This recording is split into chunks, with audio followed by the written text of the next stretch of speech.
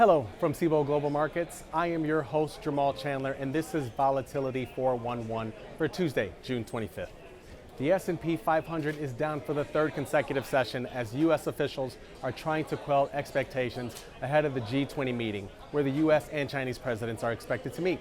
Currently, as I stand here, SPX futures are down 8 points to 29.37, while the VIX Index, on the other hand, is up half a point to 15.71.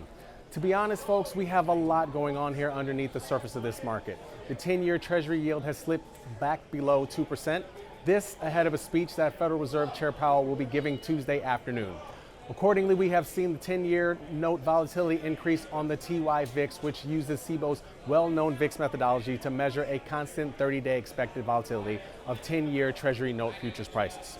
There are escalating tensions between the U.S. and Iran against the possibility of OPEC extending production cuts. Gold is seeing its highest levels in 6 years. It is often believed that gold is the asset that investors turn to in times of economic duress. So just a lot going on here.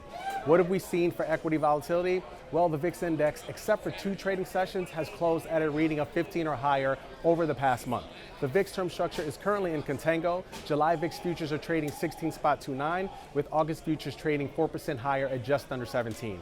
VIX options paper has seemed to change its tune between late yesterday and early today's session. We have seen July call buyers. There was a buyer at the close yesterday, a standard July 19 call for 67.5 cents on 10,000 contracts.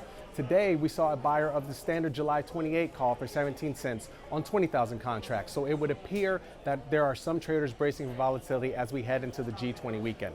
In addition to G20, as we wrap up here, traders are, as I mentioned earlier, will be keeping a close eye on the Powell speech on monetary policy this afternoon in New York.